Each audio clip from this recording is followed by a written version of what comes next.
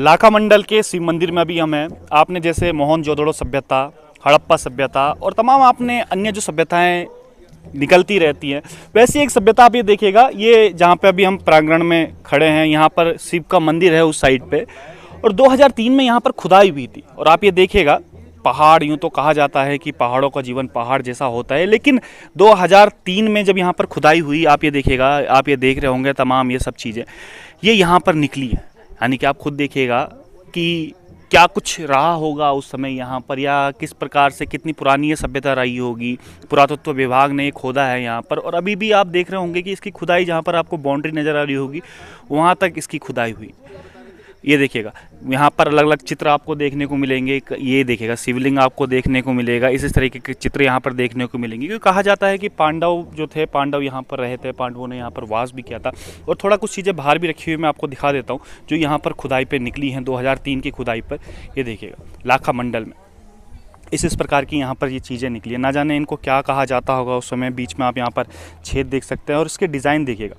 ये पूरा एक पत्थर है, और पत्थर पे नक्काशी कहते हैं, नक्काशी की हुई। थोड़ा कैमरामैन को कहूँगा जरा कि पास आके दिखाएं कि कितनी बारीकी से ये नक्काशियाँ की गई।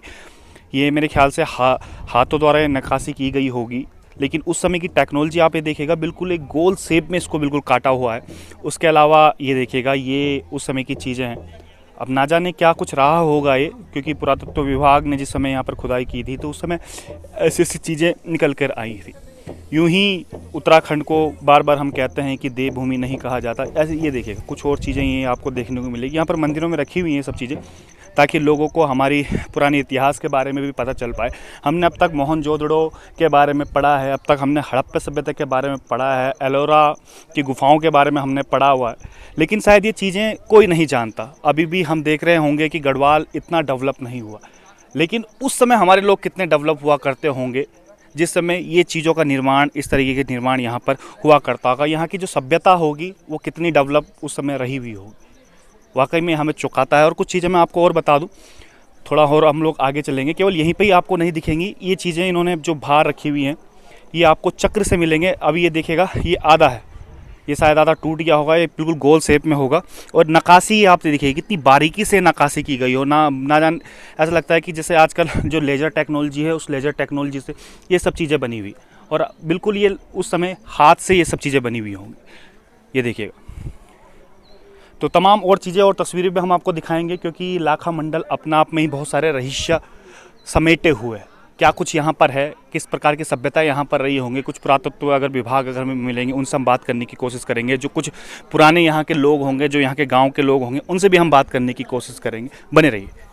सुशील गौड़ जी अभी हमारे साथ में हैं, और यहाँ के कार्यकारी जो शिव मंदिर समिति है उसके कार्यकारी अध्यक्ष, क्या चीज़ हैं आप? अध्यक्ष भी हैं। तो उनसे भी जानते हैं कि कब इसकी खुदाई हुई थी, क्या कुछ इसका इतिहास रहा है, क्योंकि ऐसी चीज़ें, नक्काशियाँ, ऐसा लगता है कि मानो आज के समय में भी हाथ से करना संभव नहीं है। क्या कुछ है इसका इतिहास? ये जो सामने आपके सामने खुदाई है 2003 में हुई है, और खुदाई का सिलसिला तो यहाँ पे सैकड़ों वर्ष पहले से, ब्रिटिश कालीन और उससे भी पहले से, क्योंकि मुझे लगता है कि कभी 1000 वर्ष पहले ये लैंडस्लाइड हुआ होगा, ये देवनगर दब गया है। और यहाँ का जो इतिहास है ये पांडव कालीन है, और इसकी जो संरचना करी, इसकी जो स्थापना करी, वो जन्मजय ने करी, जो पांडव जी के वंशज थे। और यहाँ पे जो पुरातत्व विभाग ने जो बोर्ड लगाया है, उन्होंने लिखा कि जालंधर के राजा चंद्रगुप्त जी, उनकी पत्नी ने एक मंदिर का निर्माण कराया उनकी सदगति के लिए। तो इसका मतलब स्थान पहले बहुत प्रतिष्ठित था। और उन्होंने ये भी लिखा है कि यहाँ पे जो शिलालेख है वो 5वीं शताब्दी और 6वीं शताब्दी का है। तो इसका मतलब है उसी कालखंड का, उसी पीरियड का है जब केदारनाथ की स्थापना करी थी। हाँ, लिखा है उस पे बोर्ड पे। और यहाँ पे पांडव 2 बार आए थे। एक बार जब अज्ञातवास में राजा विराट का भी क्षेत्र रहा है, चक्राता क्षेत्र, तो उस टाइम भी वो इस देवनगर में आए। और विशेष जो जब उनसे महाभारत हुई थी तो एक बहुत बड़ा युद्ध हुआ था, उनसे भाइयों की ब्रह्म हत्या, गौ हत्या, उनको कहते हैं कि कुष्ठ हो गया था, तो उनको अपने इष्ट उनके शंकर थे उसकी प्राप्ति करनी थी। तो जब वो हिमालय की ओर आए तो ये पहला स्थान था। यहाँ पे उन्होंने 100 लाख लिंगों की स्थापना करी। फिर वो यहाँ से अग्रसर हुए केदार कांटे की ओर, और आगे महल के रूप में भगवान शंकर चलते पड़े, और केदारनाथ में उन्होंने स्पर्श करा। इसीलिए यहाँ का नाम लाखा मंडल पड़ा, क्योंकि पांडवों ने यहाँ पे भगवान शंकर की आराधना करी और 100 लाख लिंगों की स्थापना करी। इस चीज़ से एक और चीज़ भी पता चलती है। हम सोचते हैं कि 20-30 सालों, 40-50 साल में ये डेवलप हुआ है। ये डेवलप अगर इस प्रकार के हम देखें, जो पुरातत्व विभाग द्वारा जो खुदाई में जो चीज़ें मिल रही हैं, इससे पता चलता है कि ये डेवलप आज नहीं हुआ है। ये डेवलप कम से कम 4-5वीं जो शताब्दी रही होगी, उस समय ये पूरा डेवलप था। देखिए, आप लोग सब पत्रकार जानकार हैं, किसी भी विभाग का सेंट्रल गवर्नमेंट का एक अपना गाइडलाइन होती है, किसी भी काम करने का स्टेट गवर्नमेंट का अलग होती है। यहाँ पे जो है पर्यटन विभाग भी कर रहा है, सरकार ने भी किया है, और जो कुछ और संभावना है वो भी हो रही है। और सेंट्रल गवर्नमेंट जो पुरातत्व विभाग है, जिसके अंडर में पूरे भारत के जितने भी पौराणिक मोनूमेंट है उनके अंडर टेक है, तो ये भी उनमें से। और विशेष यहाँ की जो है कि सेंट्रल गवर्नमेंट ने भी उत्तराखंड में आदर्श मोनूमेंट में इसको घोषित किया है। और हमारे प्रदेश के अंदर 13 डेस्टिनेशन है, तो जो देहरादून जिले का डेस्टिनेशन वो लाखा मंडल है। अच्छा, एक चीज़ और मेरे को बताइए, मैं देख रहा हूँ कि कुछ ही एरिया में खुदाई हुई है और बाकी एरिया भी घर वगैरह बने हुए हैं, क्या वहाँ की खुदाई नहीं हो पाई है? एक्चुअली कई चीज़ें होती है। अब यहाँ पे क्या हुआ कि मुझे जो लगता है, मेरी 38 एज है, और मुझे लगता है कि हम लोग यहाँ पे ज़्यादा 400-500 साल पहले आए होंगे। तो ये देवनगर पहले यहाँ पे लैंडस्लाइड से दबा हुआ था। अब क्या हुआ, जब हम लोग यहाँ पे आए होंगे तो हम मंदिर के आसपास बस गए, तो उन्हें पता नहीं था कि इसके नीचे मूर्तियाँ। अब धीरे धीरे खुदाई हो रही। यहाँ पर ये मैं विष्णु की मूर्ति थी इसके अंदर, तो ये दबाना पड़ा, देख लीजिएगा। हाँ, विष्णु की मूर्ति थी, इसके ऊपर लाइन से ऊपर मकान बने हुए, तो पुरातत्व विभाग वाले इसे बंद करना चाह रहे थे। हमने कहा ये सनातन धर्म पत्थर नहीं है, ये हमारा आस्था का, हमारा धर्म का केंद्र है, इसे हम बंद नहीं होने देंगे।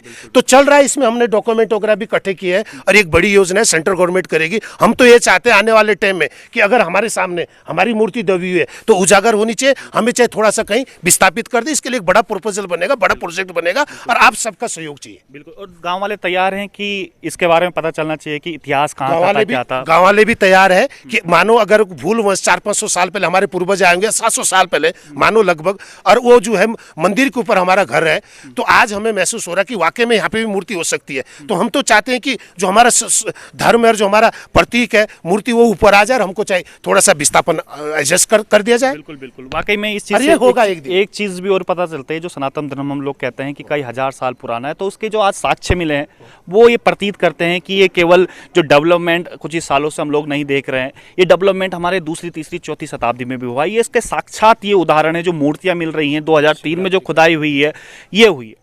इसके साथ यहाँ पर शिवरात्रि का भी बहुत महत्व है, क्योंकि अभी कुछ दिन पहले ही यहाँ पर शिवरात्रि थी। क्या कुछ महत्व है इस नगरी? यहाँ का मैं आपको शॉर्ट में बताऊंगा। यहाँ पे अभी 2007-8 में हमने खुदाई करी थी कुटिया के बगल में, तो वहाँ सिक्के निकले थे जैसे ठप्पे के लगे हुए।